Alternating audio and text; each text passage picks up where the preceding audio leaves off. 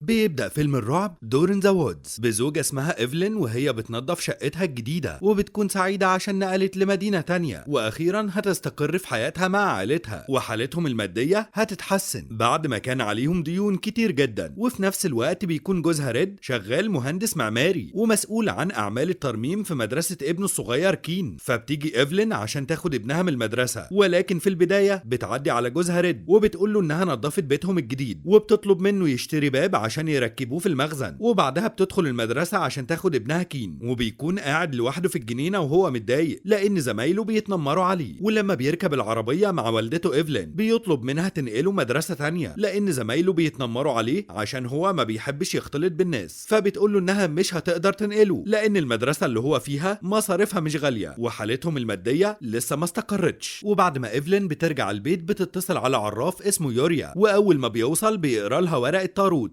وبيقول لها ان في حاجه كبيره هتغير حياه عيلتها للاحسن او للاسوأ. وفجاه بيجي جوزها ريد وبيتكلم معاها على انفراد وبيطلب منها تمشي العراف عشان مش بيؤمن بورق الطاروت والتنجيم. وبعد شويه بيبلغها ان كين ابنهم انفصل 3 ايام من المدرسه عشان ضرب زميله اللي كان بيتنمر عليه. فبيروحوا يتكلموا معاه وبيقولوا له انه متعاقب وممنوع يتفرج على التي في او يلعب فيديو جيمز عشان يتعلم من غلطته وما يضربش اي حد من زمايله مهما كان السبب. ولكن بيتفاجئ كين ان والدته بتقول له انهم بكره هيروحوا رحله للغابه وبيكون فرحان جدا لانه بيحب يقضي وقته في الغابه، خصوصا لانه بيحب يتامل المناظر الطبيعيه عشان يرسمها. وتاني يوم بيروح يصحي اهله وهو متحمس وبيتحركوا كلهم ناحيه الغابه وبيفضل كين يلعب بين الاشجار لحد ما بيلاقي باب غريب مقفول بقفل وعليه سلاسل كتير جدا. فبتيجي ايفلين وجوزها ريد اول ما بتشوف الباب وبتقترح على جوزها انهم ياخدوه ويركبوه في المخزن بدل ما يشتروا باب جديد. فبيرفض ريد في البدايه لانه شايفه باب قديم، ولكن بيضطر يوافق عشان ايفلين مصممه تاخده. فبينقل الباب للعربيه بتاعته، واول ما بيرجعوا البيت ايفلين بتدهن الباب باللون الاحمر وبتغير المفاصل بتاعته لحد ما بتخلي شكله كانه باب جديد وبتركبه في اوضه المخزن. وبعد ما بيدخلوا كلهم عشان يناموا بيتفتح الباب لوحده وبيكون واضح كده ان في حاجه مش طبيعيه بخصوص الباب ده. وتاني يوم ايفلين بتجهز الفطار وبتقول لابنها كين ياكل بسرعه عشان توصله المدرسه. فبتاخد الجاكيت بتاعها من المخزن اللي ركبت له الباب الغامض وبتخرج. وبعد ما بتوصل ابنها بتروح السوبر ماركت تشتري شويه حاجات، ولما بترجع للعربيه بتحط ايديها في جيبها عشان تطلع المفاتيح وبتتفاجئ ان جيب الجاكيت مليان دود. فبتتجاهل الموضوع، ولما بترجع البيت بتتكلم مع جوزها ريد وبتقول له انها سعيده في البيت ده وان حياتهم هتتحسن بعد ما بقى عندهم بيت ملك مش ايجار. وبعدها ايفلين بتروح المطبخ عشان تعمل اكل وفجاه بتشوف واحد واقف في الضلمه فبتترعب وبتصوت بصوت عالي وبيجي ريد عشان يطمن عليها. ولما بيشغل النور بتتفاجئ ايفلين ان الشخص ده يبقى ابنها كين وبيقول لها انه خايف ينام لوحده لانه سمع اصوات مخيفه ورا الباب بتاع المخزن. فبتاخده ايفلين لاوضته وبتحاول تهديه، ولما بتقف قدام باب اوضته وبتتكلم معاه بتظهر ايد سودا ورا باب المخزن وبتكون عاوزه تسحبها ناحيتها، ولكن لحسن الحظ ما بتلحقش تسحبها وبتدخل ايفلين اوضتها وبتنام. وبعدها بيجي العراف يوريا وبيقول لها انه قرأ ورق الطاروت واكتشف انها في خطر هي وعيلتها ولازم يبيعوا البيت بسرعه لان في شياطين وارواح شريره دخلت البيت ومش هيخرجوا غير لما يتخلصوا منهم. فبيدخل يوريا عشان يدور على المكان اللي فيه شياطين في البيت وبيفضل يبخر ويقول تعويذ غريبه لحد ما بيشوف الباب الغامض اللي ايفلين لقيته في الغابه وبيقول لها انها لازم تتخلص من الباب ده في اسرع وقت والا حياتها هي وعيلتها هتكون في خطر. ولان ايفلين بتؤمن بكلام العرافين بتخلي جوزها ريد يخلع الباب من الحيطه عشان تتخلص منه، ولكن الغريب ان المسامير مش بتتحرك من الباب نهائي وبيكون ريد مش مركز في الموضوع وبيقعد يتكلم مع ايفلين وبيقول لها انه تعبان وعاوز ينام وبيوعدها انه هيفك الباب يوم اجازته. تاني يوم ايفلين بتروح المكتبه وبتطلب من الموظفه تشوف لها كتاب عن اي ظواهر غير طبيعيه حصلت في المدينه، وده لانها قلقانه عشان كلام العراف بخصوص بيتها الجديد. فبتفتكر الموظفه انها محققه في الشرطه وبتقرر تساعدها وبتقول لها ان في ظاهره غريبه بتحصل في المدينه وهي اختفاء عدد كبير من الاطفال في فتره زمنيه قصيره جدا. وعشان تثبت لها كلامها بتوريها مواقع كتير على النت بيتكلموا عن قضيه اختفاء الاطفال وان الموضوع ده بقاله اكتر من 50 سنه. فبترجع ايفلين للبيت وبتحكي لجوزها ريد كل حاجه وبتقول له انها قلقانه ومش مطمنه بخصوص البيت ده. فبيحاول ريد يطمنها وبيقول لها ان كل مدينه فيها قصص وحكايات بتتحكي واغلب القصص دي بتكون مش حقيقيه، وعشان يخليها تطمن اكتر بيقول لها ان في واحد صاحبه عايش في المدينه دي بقاله 20 سنه وعايش حياه سعيده جدا من غير اي مشاكل. وبعد شويه ريد بيخرج من الاوضه وبيتفاجئ ان الدهان اللي موجود على باب المخزن اتقشر لوحده بدون اي سبب. فبتتصدم ايفلين من الموضوع وبتنظف الدهان اللي على الارض، وفجأة بتظهر بنت صغيرة وبتراقب كل تحركات ايفلين في البيت من غير ما تاخد بالها. فبتدخل البنت الصغيرة المخزن وبتختفي جواه، وبيكون واضح كده ان الباب ده هو السبب في كل الحاجات الغريبة اللي بتحصل. وبعدها بتيجي رسالة لايفلين على موبايلها من جوزها ريد، وبيطلب منها تروح المدرسة بسرعة عشان في مشكلة كبيرة. واول ما بتوصل المدرسة بتقابلها المديرة وبتقول لها ان ابنها كين اتخانق مع زميله مرة تانية وعوره في دماغه، وبتبلغها ان كين مرفوض وانها مش عاوزاه في المدرسة لان تصرفاته سيئة وبيأذي كل زمايله. فايفلين بترجع البيت وهي متضايقة وبتتكلم مع ريد وبتقول له انهم لازم يدوروا على مدرسة تانية لكين وتكون مصاريفها قليلة لان الفلوس اللي معاهم قربت تخلص بسبب الحاجات اللي اشتروها لبيتهم الجديد. ولما ريد بيروح الشغل بياخد ابنه كين معاه عشان يفهمه غلطه ويعلمه ازاي يحسن تصرفاته مع زمايله. وبتكون ايفلين لسه مهتمة بموضوع الاطفال اللي بتختفي من المدينة، وبتشوف تقارير الاطفال اللي اختفت الفترة اللي فاتت، وبتروح لبيت اخر طفلة اختفت من شهر او اقل، وبتسأل والدتها لو كانت شافت باب غامض شكله غريب في الغابة. فبتقول لها والدة الطفلة انها عارفة الباب ده كويس وانه باب ملعون اي حد بيدخل فيه بيختفي. وبتبدأ تحكي لها قصة اختفاء بنتها، وهي ان في يوم بنتها راحت تلعب في الغابة وشافت بيت مهجور هناك، وفجأة ظهرت ايد سودا الكائن مخيف وخطف بنتها. وقتها قررت انها تحرق البيت عشان تمنع الكائن المخيف انه يخطف اي طفل مرة تانية. وبعد ما حرقت البيت اتفاجئت ان الباب الملعون ما تأثرش ولا حصل له اي حاجة، ولما حاولت تكسره عشان تتخلص منه اكتشفت انه باب متين جدا ومستحيل يتكسر. فقررت انها تلف عليه سلاسل كتير ودفنته تحت الارض عشان محدش يلاقيه. ولكن الغريب انها لقت الباب طلع من تحت التراب كأن في حد بيسيطر عليه. وقتها اتأكدت انه اي طفل بيدخل الباب ده بيختفي تماما وما بيظهرلوش اي اثر. وبعدها بتيجي رسالة لايفلين على موبايلها من جوزها ريد وبيقول لها انه ساب ابنهم كين في البيت لوحده عشان راح يشتري حاجات من السوبر ماركت. فبتجري ايفلين عشان ترجع البيت بسرعة وبتكون خايفة ان كين يدخل الباب الملعون ويختفي. واول ما بتدخل البيت بتفضل تدور عليه في كل الاوض وبتتفاجئ انه اختفى تماما ولعبته مرمية قدام الباب الملعون. فبتتصل ايفلين بالشرطة ولكن للاسف من غير اي فايدة لان الشرطة ما بيكونوش لاقيين اي اثر لابنها كأنه اختفى من العالم كله. فبتضطر ايفلين انها تتصل بالعراف يوريا عشان يشوف لها حل، خصوصا لانه عنده معلومات كتير عن الشياطين والارواح الشريرة. فبيقول لها يوريا ان لسه في امل لانقاذ ابنها وده عن طريق التفاوض مع الشياطين، وبيعرفها ان الموضوع ده هيكون صعب جدا لان معظم محاولات التفاوض مع الشياطين بتفشل، ولكن بينصحها تتفائل عشان تقدر تنقذ ابنها. فبيطلب من جوزها ريد يكسر الحيطة ويشيل الباب الملعون عشان يرجعه مكانه في الغابة ويبدأ طقوس التفاوض مع الشياطين. فبينفذ ريد اوامره وبيكسر الباب وبينقلوه للغابة، وبيبدأ يوريا يجهز الطقوس بتاعته وبيرسم حلقة من الملح حواليهم هم الثلاثة عشان يحموا نفسهم من الشياطين او الارواح الشريرة اللي هتخرج من الباب، وبيحذرهم انهم لو خرجوا من الحلقة مش هيقدر ينقذهم ابدا. وبعدها بيتكلم يوريا بلغة غريبة وبينادي على الارواح الشريرة اللي في العالم الاخر وبيطلب منهم يساعدوه في انه يرجع كين لعالم الاحياء مرة تانية. وبيقدر يوريا يتواصل مع حد من الارواح وبيجيب ايد تمثال عشان يتكلم معاه من خلاله ويخليه يرد على اسئلته بآه او لا. فبيطلب يوريا من روح انها ترجع له كين وبيوعده انه هينفذ كل طلباته. فبتتكسر ايد التمثال وبيفهم يوريا ان الروح مش عاوزة تساعده، فبيجيب ماسورة وبيحاول يسمع من خلالها صوت الارواح املا في ان حد يتكلم معاه او يساعده. وفجأة بيسمع حد بيقول له ان كين في العالم الاخر ومحبوس. فبيجيب يوريا لعبة ويجا عشان يتواصل مع الارواح وبيحطوا هما الثلاثة ايديهم على العربية الصغيرة بتاعة كين وبيسألوا الارواح عن اسم الشيطان او الروح الشريرة اللي خطفت كين. فبيتفاجئوا ان اللعبة بتتحرك لوحدها وبيفهم يوريا ان الارواح رافضين يعرفوه اسم الشيطان وبيفقد الامل وبيقول لاهل كين ان مفيش امل لانقاذه. فبترفض ايفلين تستسلم وبترسم لعبة ويجا بالروح بتاعتها وبتقدر تتواصل مع الارواح وبتترجاهم يساعدوها ويعرفوها اسم الشيطان اللي خطف ابنها. وبالفعل بتساعدها الارواح وبيقولوا لها اسم الشيطان وبيحذروها منه لانه شيطان قوي جدا. ولما بيلاحظ يوريا انها خايفة على ابنها وحاسة انه مات بيقول لها انه هيتواصل مع ابنها بالتخاطر عشان تصدق انه لسه عايش. وبعدها بيعمل الطقوس بتاعته وفجأة بيلاقي ايده بتتحرك لوحدها وبيكتب على ورقة كلمة مساعدة. فبيفهم ان كين بيستنجد بيهم عشان ينقذوه من العالم الاخر. فبيقدر يوريا يتواصل مع الشيطان اللي خطف كين وبيطلب منه يحرره مقابل انه ينفذ له اي طلب هو عاوزه. فبيرفض الشيطان في البداية بحجة انه عاوز روح كين، ولكن بعد كده بيقول له ان اول طلب ليه انه عاوز مفتاح الباب الملعون. فايفلين بتديله المفتاح وبتحطه قدام الباب وبيتفاجئوا ان المفتاح اختفى وبيلاقوا الباب بيتفتح، فبيرجعوا لدايرة الملح عشان ما يتأذوش، وبيطفي نور العربية بتاعتهم، وبيحسوا بحركة غريبة حواليهم، فبيولع يوريا مصباح عشان يشوف اللي بيحصل، وبيظهر كل الأطفال اللي اتخطفوا من أهاليهم الفترة دي، وفجأة بتختفي كل الأطفال، وبيتفتح الباب الملعون، وبيظهر الشيطان اللي خطف كين، وبيطلب منهم يدخلوا عشان يتفاوضوا مع بعض. فبيقول لهم الشيطان إنه بيتغذى على أرواح الأطفال، وإنه ممكن يحرر كين بشرط واحد، وهو إنهم ينفذوا طلب واحد مكتوب على ورقة. ولما بيوافق أهل كين عشان يحرروا ابنهم، بيأمرهم الشيطان يمضوا على عقد اسمه عقد الشيطان، وبيحذرهم إنهم لو خالفوا العقد ده هياخد روحهم كلهم وأولهم ابنهم كين. فبيضطر أهل كين إنهم يسمعوا كلامه وبيمضوا على العقد، وبيوفي الشيطان بوعده ليهم، وبيخرج كين من العالم الآخر. وبيتفاجئ كين إن أهله بيعيطوا عشان هينفذوا أوامر الشيطان. وتاني يوم إيفلين بتاخد ابنها وبتقرر إنها هتعيش في مدينة تانية عشان تبعد عن شياطين الباب الملعون ده. وبيضطر جوزها ريد يفضل في المدينة بشكل مؤقت عشان ينفذ أوامر الشيطان، لأن ده ليه عواقب خطيرة. فبيروح الجراج بتاعه وبيدهن الباب الملعون باللون الأحمر، وبيركبه في المدرسة القديمة بتاعة ابنه. وبنكتشف إن الشيطان اتفق معاهم إنهم يركبوا الباب في مدرسة الأطفال عشان يخطف الأطفال بكل سهولة ويتغذى على أرواحهم مقابل إنه يحرر ابنهم. وهنا بيخلص الفيلم. لو عجبك الفيلم ما تنساش اللايك الجميل يا رايق عشان بيفرق معانا جدا، واشترك وفعل الجرس عشان ما تفوتكش أفلامنا. ولو حبيت تقترح فيلم نلخصه اكتبه على طول في الكومنتات. سلام.